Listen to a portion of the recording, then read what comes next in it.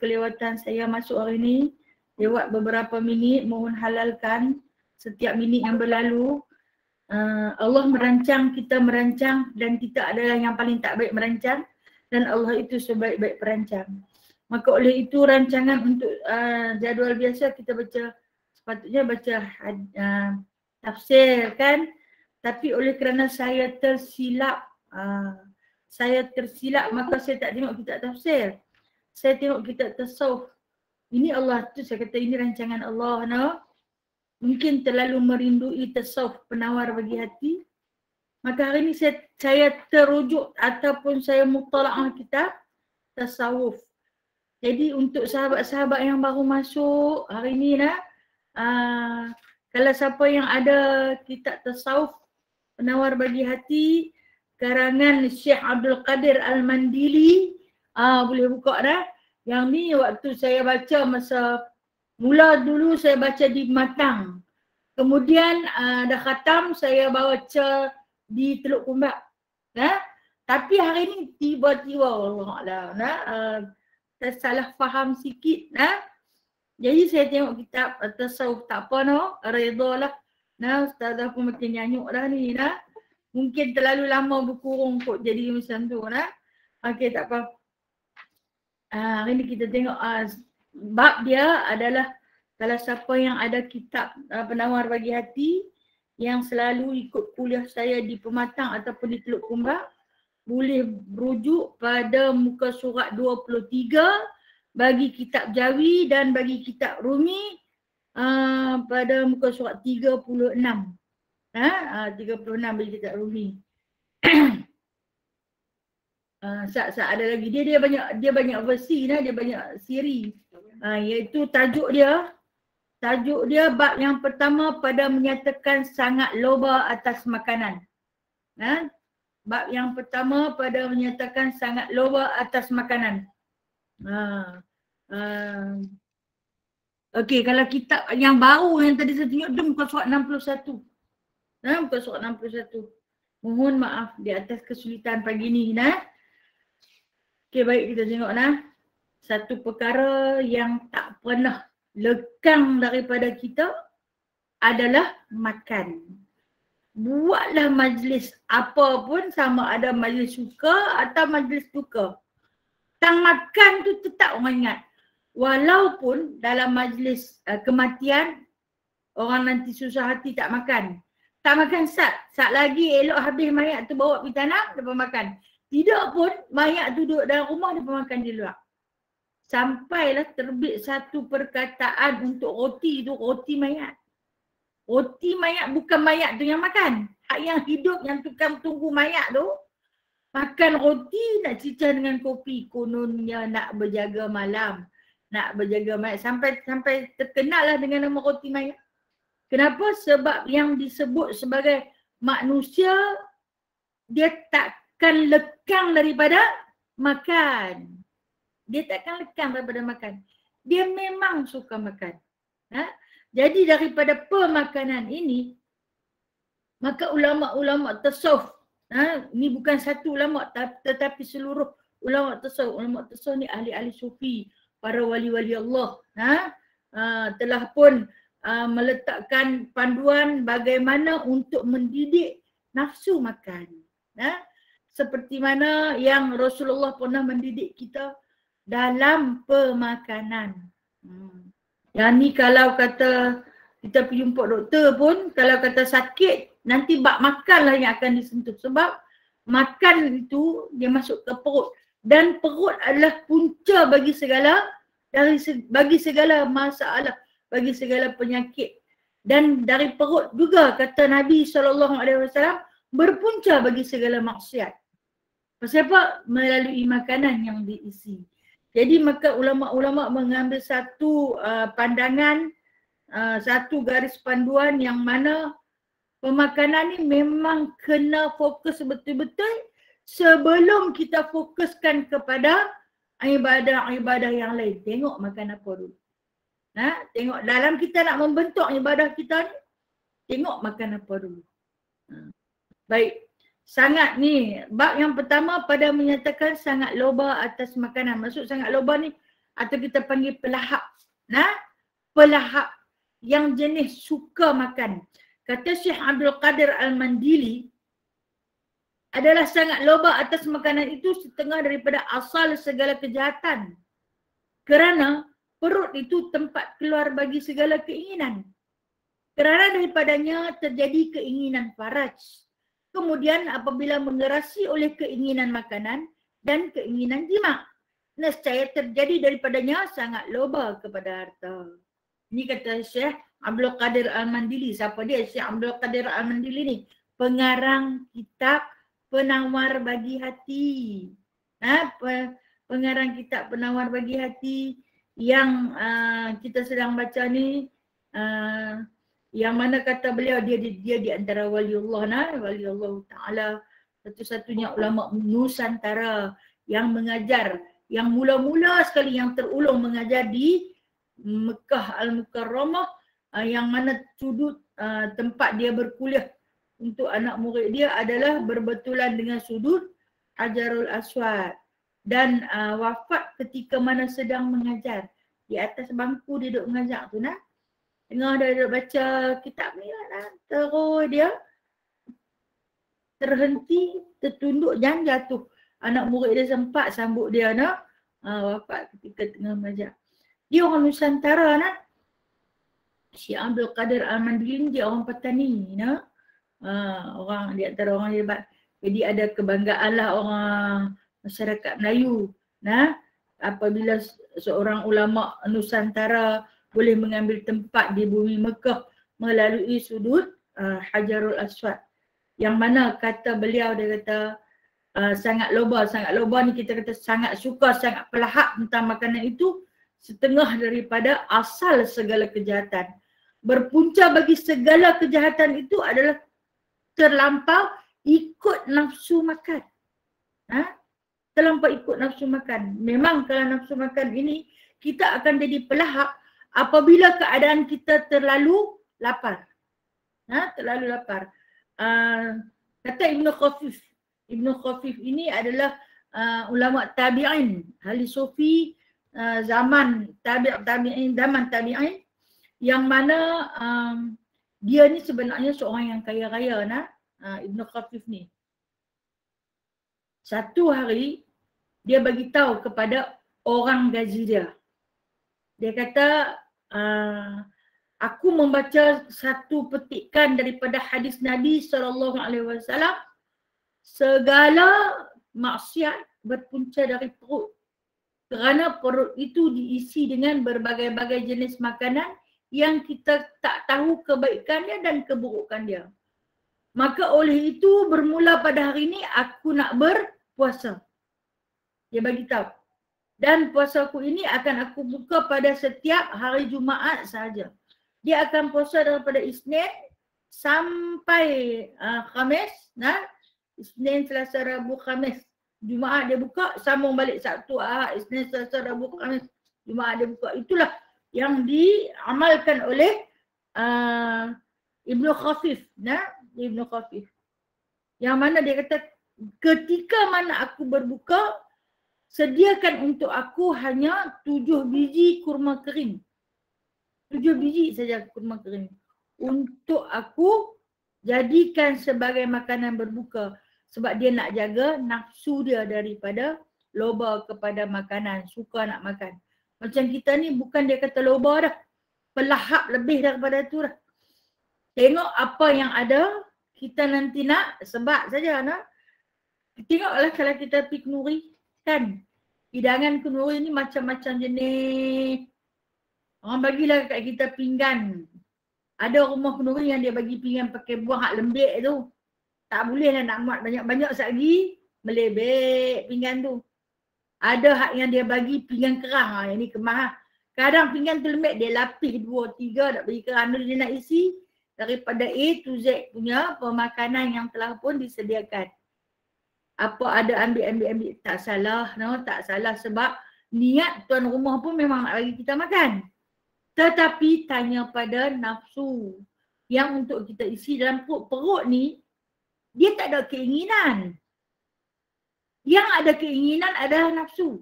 Perut ni dia macam uncang pula. Macam uncang. Kita bawa satu uncang, satu beg plastik. Kita sumbat dalam dia. Akhirnya beg tu akan kembang, mekah dan pecah. Keinginan tu datang daripada nafsu dalam diri kita sendiri. Terpulang kepada kita untuk meletakkan apa di dalam uncang tu. Itu kata perut, dia tak ada keinginan. Bila datang keinginan tu daripada nafsu, maka dia akan kutip lah. Dia kutip, aku suka yang ni. Dia bengkang gandum ambil. Tepung talam ubi kayu pun ambil. Seri muka gula merah ambil. Seri muka hijau ambil. Tu perisa pandan. Pulut udang ambil. Karipak pusin ambil. Karipak tak pusin ambil. Agak-agak merah kuning hijau biru ambil. No? Last kali nasi pun ambil dengan segala lauk. Kita duduk-duduk. Perut kita ni tu saya kata dia macam uncang tu. Hang dah bawa masuk dah nasi tadi. Dia tengok ke makanan hak yang ambil lambat-lambat. Mula dia nak tolak pergi kat kawan. Ni ambil kat hang. Aku tak ambil pun hang makanlah kat hang lah. Kawan ni kata. Yang ni ambil kat hang. Yang ni tak habis. Ini tak habis. Ini yang kita katakan pelahap. Saya tak kata dekat siapa-siapa. Termasuk diri saya pun macam tu. Kalau hampa hidang lambat-lambat tu nafsu. Keinginan kalau boleh nak makan semua. Walhal perut dah senja-senja lagu kita ni besar saja. Dia tak boleh makan banyak dah. Dia masuk sekali lagi dia cekam tak boleh nak bengkok. Dia mengah. Nak duduk pun rasa kalau nak bengkok rasa macam nak terkelak belahak pun dia dah berasa. Ada yang nak terbit main keluar. Tapi pelahap. Sifat ni apa salahnya? Kalau hang tak suka ambil lagi no? Oh tak apa sekali tak payah bangkit dah. Punya pelegan nak bangkit dah, dia ambil, dia bubuh bertimbun-timbun, dia duduk naik, tengok dia tak larat nak makan. Okey, kita nak tengok perangai kita, bukan nak tunjuk kat siapa, perangai orang siapa-siapa tak. Kita tengok perangai kita. Ni yang dikatakan penawar bagi hati ni. Sebenarnya hati kita ni sakit, kita memerlukan ubat. Kitab penawar bagi hati ni adalah ubat. Kita tengok kepada sikap pelahap kita ini, loba pada makanan, tamak kepada makanan, walhal tak boleh banyak mana pun. Akhirnya apa yang kita kutip, yang kita letak di depan kita itu terpaksa kita tinggalkan. Kadang-kadang dia kerak-kerak. Dia cedok satu camca, makan apa? Makan bengkang tu, bengkang. Kemudian benda tu nak boleh digunakan lagi. Tak boleh dah, orang akan buang. Yang seronoknya bukan tuan rumah yang seronok. Syaitan yang seronok. Sebab apa? Dia kata, innal mubazzirina kanu ikhwanus syaitan. Wa kana syaitan li rabbihi kufura. Sungguhnya orang yang membazir itu adalah saudara bagi syaitan. Dan syaitan itu di sisi Allah adalah yang paling kufur. Okey. Saya nak kembali balik kepada cerita Ibnu Khafif ni. Nak habaq pasal dia punya jaga makanan. Berbeza dengan cara kita. Kita hak kutip segala ni. Kemudian Ibnu Khafif ini, itulah yang dia buat selalu-selalu. Lama-lama tanya orang gaji dia. Tuan aku ni kaya sangat. Kaya sangat.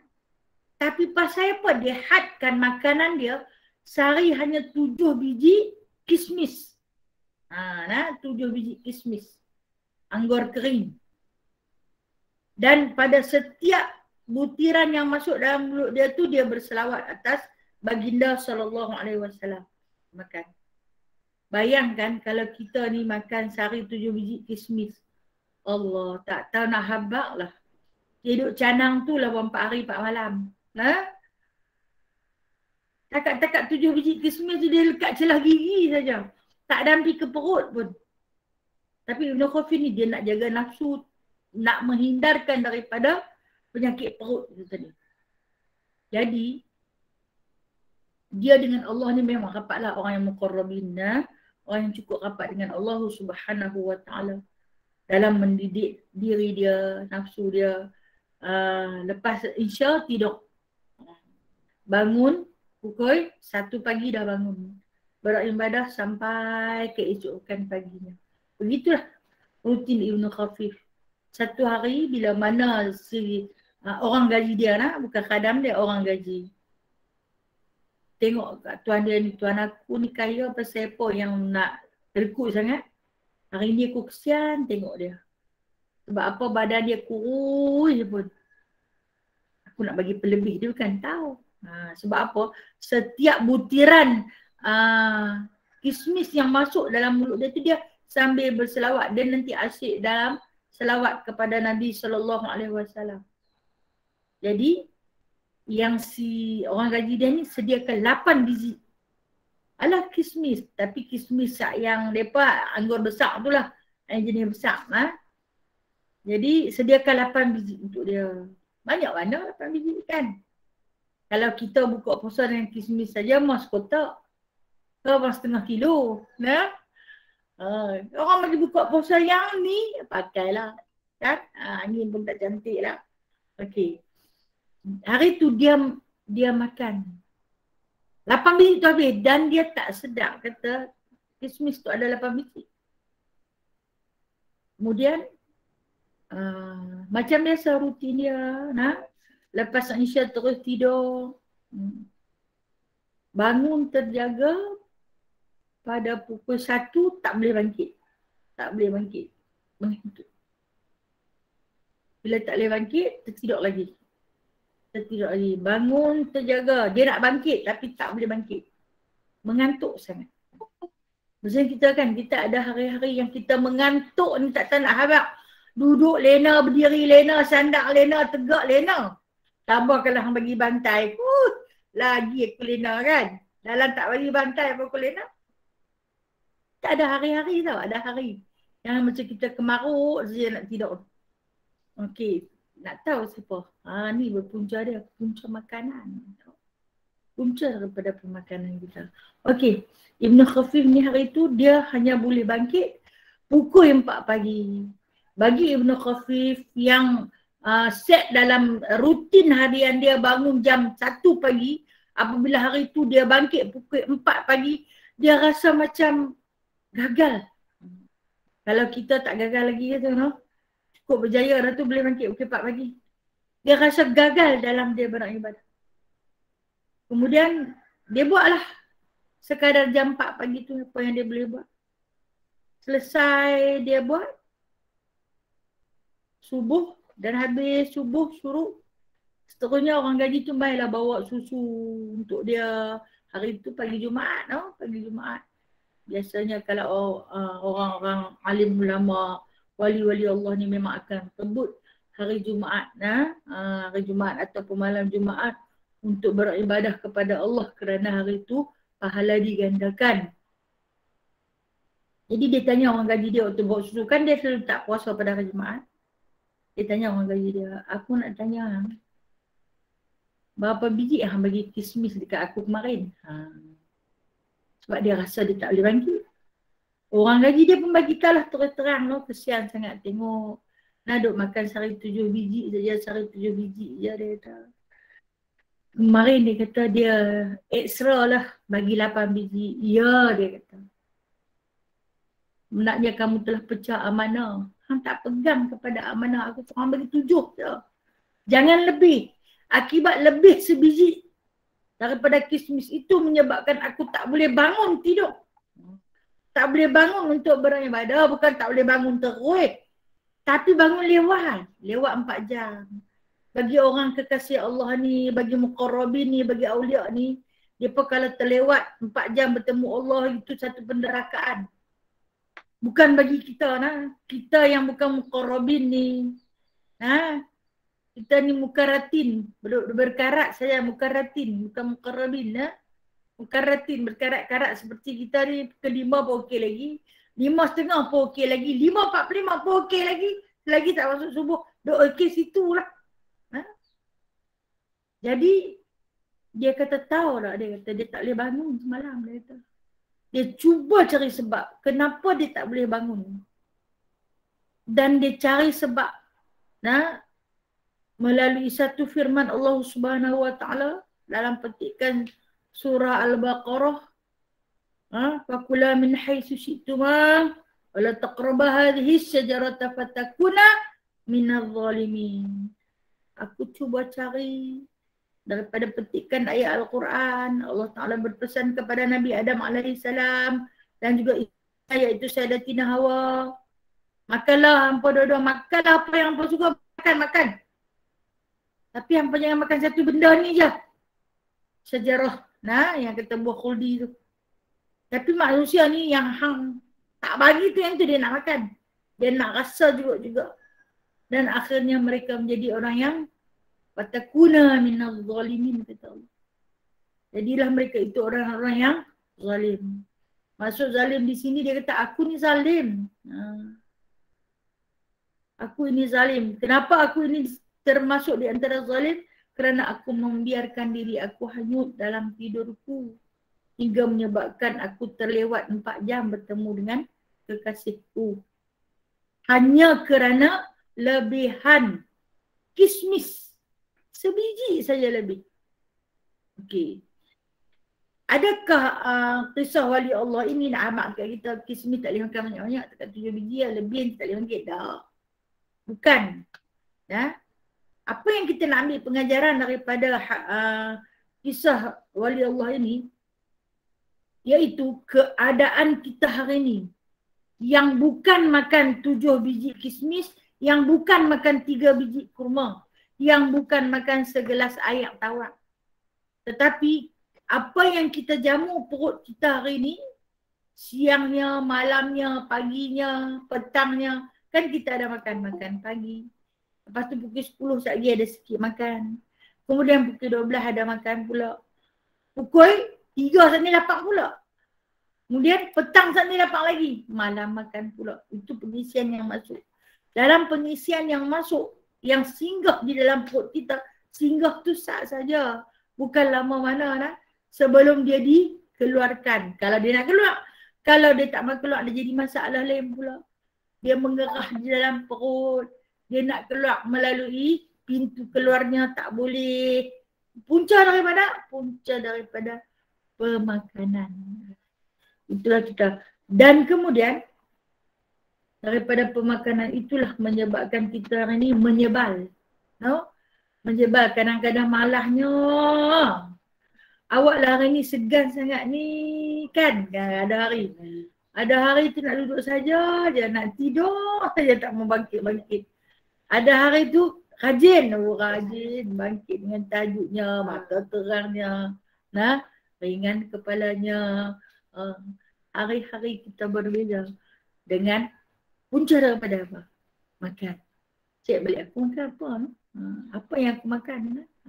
Cek balik, itulah yang akan memberi jawapan kepada kita. Sebab tu bila kita kadang-kadang sakit perut kita ni tanya, apalah yang aku makan ni? Kadang-kadang berangin. Angin, berdiri tak kena, kita duduk bunyi sembayang mula dia nak keluar. Tapi tak keluar angin pun, duduk keluar korang-korang ya, ruk saja bunyi. Mula fikir, aku ni makan apa kemarin? Salah makan kemarin makan gobi. Kemarin makan togi banyak. Kemarin makan kangkung, kemarin makan kacang panjang. Macam-macam makan, nama pun makanan gaduh-gaduh. Dia punya bergaduh lah dalam perut tu, berangin belaka-belaka masuk tu. Sebab tu yang kata berpuja dari perut. Itu kalau penyakitnya. Tapi kata Syekh Abdul Qadir Al-Mandili, apabila keinginan perut, keinginan nafsu kita tunaikan, kita ikut, kita turutnya, ianya akan menyebabkan ia jadi kepada keinginan faraj. Masuk faras ini jimak lah. Keinginan berjimak. Sebab pemakanan. Okey. Kita tengok hari ni yang orang duk jual ubat-ubat kuat. Kalau ubat kuat ni, kalau yang lelakinya bersumberkan daripada kalimah Ali. Tongkat Ali, yang tu Ali, yang ni Ali, yang ni Ali. Kalau ubat kuat untuk perempuan ni, Fatimah. Ali dengan Fatimah tu suami isteri. Pandailah orang Melayu ni duduk fitnah kepada Ali dengan Fatimah. Kacik Fatimah yang tu lah kan ni. Semua Fatimah. Tak baik pun duduk fitnah. Tapi dia nak pelaku ubat tu, dia jual lah macam tu. Maka menyebabkan keinginan faraj. Faraj ni maksud dia kemaluan. yang begitu berleluasa. Apabila terjadinya keinginan faras, maka hendak berjima'. Jima' ni, kata ulama Syekh Qadir Al-Mandili, menyebabkan dia nak kepada isteri banyak. Beristeri banyak tak cukup dengan satu. Nescaya terjadi daripadanya sangat loba kepada harta. Kena cari duit lah bila nak kahwin. Satu lagi. Dua lagi. Dua tak cukup. Nak lagi yang ketiga. Maka dia kena cari duit, cari harta. Melalui keinginannya untuk mengumpulkan harta, dah nak beristeri ramai ni kena ada harta lah. Yang kata bermula daripada pemakanan yang masuk dalam perut, kemudian keinginan kepada berjima'. Apabila keinginan kepada berjima', dia kena ada harta. Harta itu untuk kemegahan. Maka diturutilah keinginan untuk mencari harta tanpa mengira siang dan malam, halal dan haram. Halal dan haram. Cari. Lupakan tentang akhirat. Pulang cari harta. Hanya semata-mata untuk memenuhi keinginan nafsu hasil daripada pemakanan yang masuk. Ini kata Syekh Abdul Qadir Mandili. Bila dia cari harta, bila dia ada harta, Allah bagi. Allah bagi. Maka dia kata tidak ada dapat menunaikan kedua keinginan itu, iaitu keinginan berjima' dan juga keinginan harta, melainkan kepada kemegahan. Bila dia nak kepada harta, dia nak kepada berjima', maka apa yang akan dia cari? Kemegahan. Megah ni apa maksud dia? Belagak lah. Dah ada harta. Aku orang kaya. Isteri ada ramai. Kemudian megah. Kalau kata orang Pulau Pinang ni dia panggil belagak. Oh dia tu belagak. Maklumlah anak ramai, isteri ramai, kaya raya. Kerana sukar mengusahakan harta itu melainkan dengan kemegahan. Barulah nak tunjuk satu rumah kereta sampai 18 biji. Rumah ni sampai 2-3 tingkat. Tak salah. Tak salah untuk mengumpul harta. Yang salahnya adalah melalui kemegahan. Okay. Dan kemudian apabila menuntut ia akan harta, angkat dan harta, dan kemegahan, dan ia mendapat ia akan keduanya, nescaya berhimpun padanya oleh beberapa banyak daripada kebinasaan. Seperti riya, takabur, dan dengki, dan berseteru, dan lain daripadanya. Baik, apabila kita ni, ni nak abang, bukan siapa, tapi kita. Apabila diri kita ini berkehendakkan menuntut kepada kemegahan dan juga harta, akan terbit daripada dua sebab ni. Pertama, dia belagak, dia megah dengan. Yang kedua, dia ada pangkat dan kekayaan. Bila ada kedua-duanya dalam diri seseorang manusia itu, bukan semua, maka akan terbitlah sifat-sifat kebinasaan. Apa dia? Di antaranya riya. Nak kena tunjuk ke orang lah. Bila dah banyak harta, kena tunjuk dekat orang. Baru orang tahu. Tidak, orang tak tahu kata dia orang kaya. Dia punya garis kereta saja besar sekolah. Dia punya bilik air saja besar rumah kita. Ada orang kaya macam tu. Dia punya tak mandi dia tu daripada bingkai tu daripada emas. Tak mandi kot. Nak kena tunjuk. Akan timbul riaknya. Dan kemudian daripada riaknya takabur. Apa maksud takabur? Sombong. Sombong. Inilah harta kekayaan. Aku yang cari dengan titik peluku. Aku yang berusaha. Dia pun senang-senang saja nak minta ramai dah sorat. Orang nampak saja kita ni berada sikit, mainlah sorat minta derma tu, derma ni. Anak yatim sana, mahat tafiz sini. Tak reti, dia pun ni tak reti nak berusaha, nak bekerja. Sebenarnya apabila kita berada, maka Allah Ta'ala akan pasangkan kita dengan orang yang kurang berada. Sebab Allah Ta'ala yang bawa dia mai dekat kita. Untuk kita beri padanya. Sebab tu Allah Ta'ala beri dekat kita lebih. Sebab ada orang yang duk tunggu daripada lebihan harta tu. Agar terhakis dalam diri kita sifat takabur, sifat sombong. Ingat, yang aku pegang ni bukan milik aku. Yang aku pegang hari ni adalah Allah punya. Yang dia letak dekat aku. Dan sampai waktunya Tuan punya dia nanti mai tuntut ambil. Minta ambil. Macam kita tengok sejarah dalam Syama'il Muhammadiyah kita baca. Bab cara adab makan Rasulullah ajar. Kan Rasulullah dengan para sahabat tengah makan di dalam satu hidangan. Kalau kita bayangkan dulang lah. Makan Rasulullah suka makan berjemaah. Dah penuh keliling dah. Tiba-tiba lalu lagi seorang sahabat. Rasulullah ni nanti panggil. Salah seorang daripada sahabat yang dah berkeliling di pinggan ni. Makan dah tak banyak. Rasulullah ditambah lagi orang. Bukan tambah makanan tapi tambah orang. Berbeza macam kita. Kita tambah makan. Rasulullah dia tambah orang. Tambah orang dalam makanan. Jadi bila mana masuk sahabat ni, mereka lain semua makan tak kenyang. Tak kenyang. Adalah rungutan di belakang Rasulullah. Hari ni makan tak berapa puas. Sebab sepatutnya satu talam, kalau kita kata logik kita biasanya, satu talam tu kita makan 4 orang. Tapi hari tu Rasulullah panggil orang jadi 6. Jadi 6. Maka tak cukup lah. Rasulullah kata bukan tak cukup pada makanan tu. Tetapi tak cukup pada keberkatan. Sebab orang yang terkemudian yang Rasulullah panggil tu makan tak baca doa.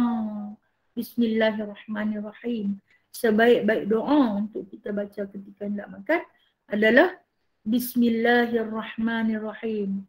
Kemudian kita ikuti ni doa yang dibuat. Bukan Rasulullah buat doa ini, dibuat oleh para sahabat. Allahumma barik lana. Rasulullah tak buat tu lah. Tapi boleh kita ikut. Ya Allah, berkatilah bagi kami. Bima razaqtana, apa yang telah engkau rezekikan kepada kami. Dan jadikanlah kami ni, jauhilah kami daripada sisaan api neraka. Itu permohonan yang kita minta pada Allah. Agar yang kita makan bukan dihitung pada kuantiti banyak mana, tetapi dihitung pada keberkatan dalam pemakanan. Agar diri kita tidak ada perasaan takabur, tidak ada perasaan riak, dan begitu juga dengan perasaan dengki. Sebab apabila hadirnya pemakanan yang begitu banyak, singgah di dalam perut kita yang macam-macam kedatangan dari asal kedatangan dia. Ada makanan yang halal. Kan Allah Ta'ala sebut halalan tayyibah. Yang halal lagi baik. Contohnya, kalau kita tengok ayam tu halal. Halal dimakan. Tetapi tidak baik kalau berlebih-lebihan. Sebab ayam hari ni, ayam hari ni dah jadi macam sayur dah. Dia kembung, kita tengok. Dia dah suntik ayam tu. Kemudian menyebabkan dia dalam tempoh 40 hari dia membesar lah. Kalau hari ni tuntutan masyarakat dunia makan ayam ni lebih daripada jumlah manusia. Memang makan sungguh-sungguh. Kalau budak-budak zaman lah ni ada yang tak mau makan ikan langsung, nak makan ayam. Dia tak makan ikan. Dia makan ayam saja. Sebab tak banyak tulang. Kalau ikan tu banyak tulang. Berbeza dengan budak-budak dulu, zaman kita dulu, ayam mungkin satu hidangan yang hanya boleh makan setahun sekali. Macam keluarga saya setahun sekali dia boleh makan ayam. Tu pun bukan ayam yang beli di kedai main proses tu. Ayam kampung yang kita kena hambat, nak tangkap dia, kita sembelih, kita proses dan kita masak dia dalam tempoh yang agak lama. Api tak boleh besar, api kena kecil. Bukan guna gas pun, gunalah sabut, gunalah arang, nak dapat lembut pada ayam. Tapi ayam tu terpelihara. Halal memang halal. Dan tayyibah, baik sebenarnya. Hari ni kalau hang makan banyak-banyak dia main penyakit lain pula. Dia jadi penyakit kita pun nanti jadi bengkak lagu tu lah juga. Macam nak medak saja isi.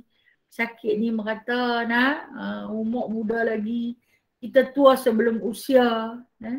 Itu daripada berpunca daripada pemakanan. Halal tu halal, tapi tak tayyibah, tak berapa baik untuk kesihatan. Di antara penyebabnya, itu yang dikatakan, penyebab daripada pemakanan yang kita ambil hari ini, maka ianya akan memberi kesan kepada kesihatan tubuh badan kita. Yang ni bukan kata doktor yang kata, Rasulullah dah kata awal-awal dulu ni.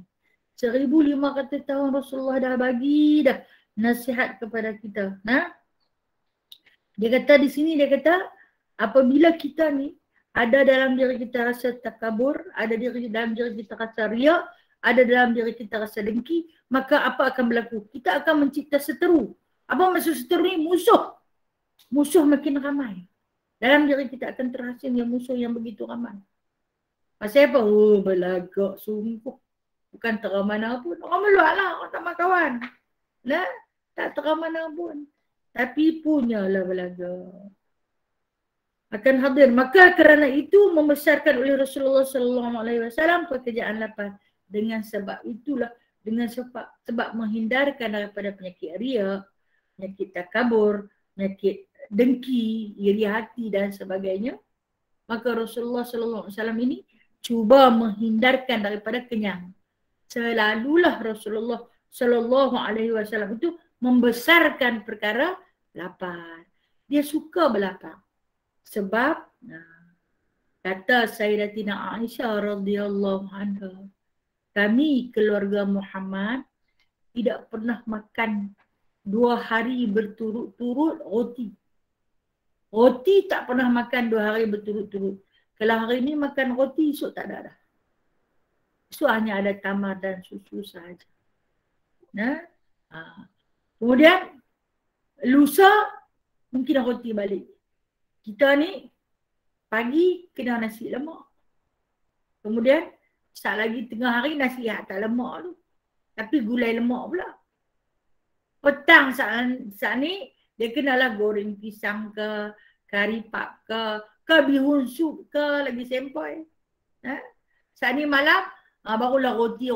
Bagi dia roti tu adalah sesuatu benda yang ringan sangat-sangat. Yang terlalu ringan saja. Kemudian akibatnya kita tengoklah diri kita.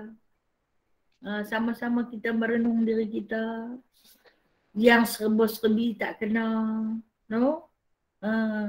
Yang duduk lama tak boleh, berdiri lama tak boleh, tidur sangat tak boleh. Apa yang hampa boleh, apa pun tak boleh. Merungut pandai. Merungut saja yang kita pandai. Mana perangai kita ni berpunca daripada pemakanan. Itulah kita Maka sabda Nabi SAW, ma min amali ahabbu ilallahi minal ju'i wal atash. Sabda Nabi SAW yang bermaksud, tiada ada pekerjaan yang lebih kasih kepada Allah Ta'ala daripada lapar dan dahaga. Benda yang paling Allah Ta'ala kasih, amalan hidup kita seharian, yang paling Allah Ta'ala kasih ialah ju'i wal atash. Ju' orang yang berlapar, atash orang yang menahan dahaga. Kalau minum air ni gergak berbunyi, mengalahkan lembu yang kehausan. Minum, lega. Mai bubuh mai lagi secawan. Bubuh pula. Lepas bubuh, maka berkawanlah kita dengan tandas. Saat lagi ulang kencing. Saat lagi ulang kencing. Lepas kencing, membuang pula lepas besar kecil. Lepas kecil besar. Lepas besar kecil. Nak pergi ke mana yang boleh. Tak tahan berdiri. Kemudian saat lagi, angin pun keluarlah, tak berhenti. Sebab tu kita tak boleh tahan lama. Punca yang mana? Punca pemakanan. Itulah kita, ya Allah. Apa ada punca penyakit kita? Penyakit hari ni, penyakit macam-macam. Kencingnya tak lawas. Pasal apa? Pasal pemakanan. Jadi, kalau kata nak sihat, ini kata Imam Syafi'i rahimahullahu ta'ala. Kalau nak sihat, berpuasalah. Kalau nak cerdik, berpuasalah. Sebab apabila perut kamu lapar, nescaya roh kamu kuat. Rupanya kalau jasad kita lemah, roh kita akan kuat. Tapi kalau kata jasad kita kuat, roh kita akan lemah. Yang duk tak larat tu roh. Yang duk tak larat. Yang malah. Kita tak panggil malah. Orang Pulau Pinang dia panggil segan. Ambil aku segannya, masak segan. Makan rajin, masak segan. Makan bila-bila pun boleh. Dalam duk kenyang tu, hang bagi dekat dia balon. Kenyang apa pun tak tahulah. Dan sabda Nabi SAW lagi, Sayyidul A'mali al-Jud. Ini kata Rasulullah SAW. Apa dia? Penghulu segala pekerjaan itu adalah lapar. Penghulu bagi segala pekerjaan itu adalah lapar. Rupanya dia penghulu. Penghulu bagi segala amalan. Kena bagi berlapar. Okay. Kalau nak tengok kita kalau kita tak makan apa-apa pada waktu malam, senang nak bangun tahajud. Senang sangat.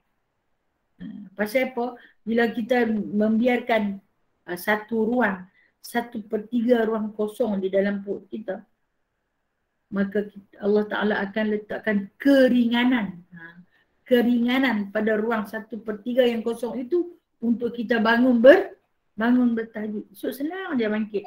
Tak adalah nak segan bangkit duk melengung di tepi katil.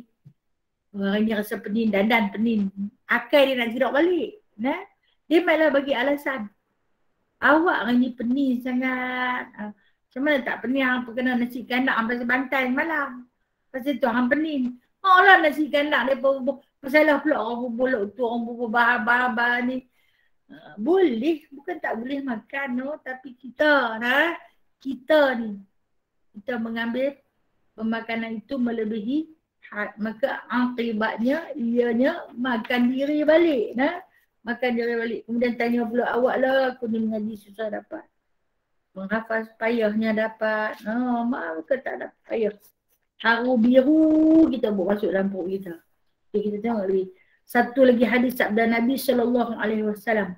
Al-fikru nisful ibadah wa qillatut ta'ami iyal ibadah. Berfikir itu setengah daripada ibadah dan sedikit makan itu satu ibadah. Besar punya. Sedikit makan. Makan sekadar menahan kelaparan. Bukan makan sampai kenyang ternyak-nyak. Kita panggil kenyang ternyak. Sampai dia kata, cekangnya perut aku ni. Nak bengkok pun tak boleh dah. Tak apalah. Esok pula baru kita makan. Makan sehari sekali ya. Susahlah nak jumpa orang yang makan sehari sekali ni. Boleh makan banyak kali pun. Boleh.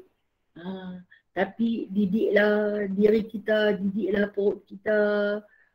Kadang orang tanya, hang boleh tahan? Boleh tak ada apa. Awaklah aku tak boleh tahan. Sebab kita tak pandai mendidik nafsu kita. Nafsu yang berleluasa ni. Jadi dia kata, berfikir itu setengah daripada ibadah. Kemudian bila kita duduk memikirkan tentang kehebatan Allah Ta'ala dalam penciptaan makhluknya. Inna fi khalqis samawati wal ard wa ikhtilafil laili wan nahari la ayatil liulil albab. Ini Allah Ta'ala puji orang yang rajin berfikir pada penciptaan kejadian langit dan bumi, pada penciptaan kejadian siang dan malam. Dapat pahala seperti mana kita sembahyang sunat 60 rakaat. Dapat pahala banyak tu. Fikirkan tentang kejadian siang dan malam. Macam mana Allah Ta'ala buat. Dia ubah pergi mana matahari waktu malam ni. Waktu siang terang benderang. Matahari berputar. Bumi ke berputar. Macam mana aku duduk di atas bumi ni. Tak rasa apa memusim. Tapi rupanya dia berjalan laju. Daripada gelap kepada terang, panas terik dan kemudian kembali sejuk. Dan kemudian gelap gelita. Hebatnya kekuasaan Allah. Dapat pahala besar seperti mana bersolat sunat 60 rakaat. Banyak tu 60 rakaat. Kita nak sembahyang duha kalau dapat 4 rakaat apa hebat dah. Ni dia dapat pahala sunat 60 rakaat. Dan kerana dia berfikir tentang kejadian ciptaan Allah Ta'ala ini adalah setengah daripada ibadah. Tapi dalam kita berfikir tu kita berpuasa. Kan Rasulullah juga mengajar kita untuk membiasakan diri berpuasa pada setiap Isnin dan Khamis serta hari-hari putih. Jadi ringkasan daripada kitab Syama'il Muhammadiyah bab puasa Rasulullah kita baca sebulan sebelah hari puasa. Isnin Khamis dah jadi 8 hari. Kemudian ditambah dengan 3 hari hari putih. Menjadikan jumlah sebulan sebelah hari. Sebulan ada 30 hari. 30 tolak dengan sebelah ada lagi 19 hari. 19 hari itu makan. Sebelah hari itu berpuasa. Ada aku nak ikut 30 hari sekali aku makan. Nah, jadi lagu ni. Jadi lagu hak doa-doa ni lah. Nah, hanya dia lagu doa-doa ni. Allah, Allah, Allah. Tapi kata Rasulullah, kalau kata kamu berlapar, yang ini berpuasa lah, maka ia akan mendapat pahala penuh. Kalau berfikir setengah. Tapi kalau berlapar sambil berfikir dapat pahala penuh. Kita kalau apa-apa pun nak banyak-banyak kan. Nak penuh-penuh. Jadi Rasulullah ni dia sayang kat kita. Dia nak bagi dekat kita secara percuma. Korban sikit lah nak. Korban sikit lah. Didik sikit nafsu kita. Didik sikit hati kita. Kita tak tahan godaan. Tak tahan dugaan. Hidung yang berbau. Mulut dah lapar. Okey. Kita pergi tahlil. Orang kata malam ni ada baca Yasin di masjid. Kita pun pergi. Malam ni nasi biryani. Ni sambil dah baca tahlil ni. Bau nasi biryani yang bersedapnya bau. Bila nak main. Biji mata ni hingga duk kelin saja kat situ. Oh sepoi ni. Daging masak kurma. Ayam goreng bawang. Dia nak main. Acar buah. Tak kira lah. Kira tu. Pasal apa? Nafsu. Sementara apa yang dia tahlil ni tak masuk dalam perut dah. Tak masuk dalam hati dah. Hanya la ilaha illallah, la ilaha illallah, la ilaha illallah. Ayat-ayat apa? Ayat mineral saja. Bubur lah mati tarik ke orang sempoi. Ni bagian kayak sejuk. Tak kawan lah dengan nasi biryani. Rupanya nasi biryani pada kawan tu. Tu siapa? Itulah kita. Itulah kita. Tomak ataupun dipanggil sebagai laba dalam pemakanan. Akibatnya perut yang rosak. Bila perut kita rosak, dia datanglah kepada akal. Kemudian dalam akal kita akan bercampur bersama-sama dengan perasaan takabur, perasaan riak, hasad, dengki dan sebagainya. Wallahu a'lam bishawab. Alhamdulillah. Mohon maaf sangat-sangat hari ini untuk sahabat yang baru masuk Ina. Hari ini kita baca kitab Penawar Bagi Hati. InsyaAllah minggu depan kita kembali kepada kitab tafsir. Dan untuk pengetahuan semua, besok kita tak baca kitab Jauhar nak. Esok kita baca kitab hadis Imam Nawawi sebab esok saya dah mula kuliah di Pematang Nama Laut. Jadi insyaAllah saya akan buka juga Google Meet untuk sahabat-sahabat kita yang jauh. Tapi bukan kitab Jauhar, sepatutnya Selasa melalui kuliah Google Meet adalah kitab Jauhar kan. Tapi esok sediakan matan Arba'in ataupun kitab hadis 40 nak. Dan kemudian hari Rabu kita kembali kepada kitab Jauhar. InsyaAllah kita duduk dalam rumah tak susah kan, ambil saja. Sebab kebanyakan daripada sahabat-sahabat kita yang tak ada Google Meet ni selalu bertanya pada saya, bila nak mula kuliah, kami ni tak ada line lah, kami ni tak kerti tu, tak kerti ni dah. Jadi kita nak meraihkan semua kawan-kawan kita walau di mana berada. Wallahu a'lam. Baik, ada soalan?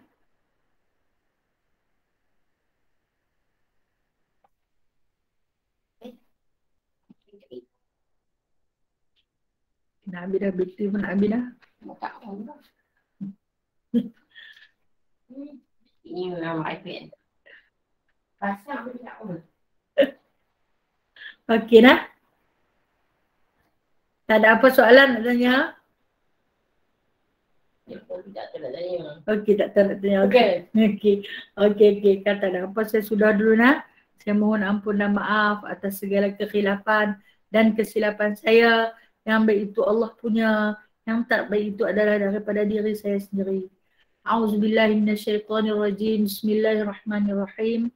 Alhamdulillahirabbil alamin, hamdan katsira, hamdan yuwafi ni'amahu wa yukafi'u mazidah. Ya Rabbana lakal hamdu kama yanbaghi li jalali wajhikal karim wa 'azim sultanik. Allahumma zidna 'ilman nafi'a wa fahman wasi'a wa rizqan halalan thayyiba wa 'amalan mutaqabbala wa taubatan nasuha wa tijaratan lan tabur. Allahumma rizqna qabla al-mauti taubatan 'inda al-mauti syahadatan wa ba'da al-mauti jannatan wa na'ima ya arhamar rahimin. Allahumma rabbana atina fid dunya hasanah wa fil akhirati hasanah wa qina azaban nar wa adkhilna jannata ma'al abrar ya aziz ya ghaffar ya rabbal alamin. Wa sallallahu ala sayyidina Muhammadin walhamdulillahi rabbil alamin. Taqabbalallahu minkum minna wa minkum taqabbal ya karim. Ya karim. Terima kasih Ustazah. Terima kasih Ustazah. Terima kasih Ustazah.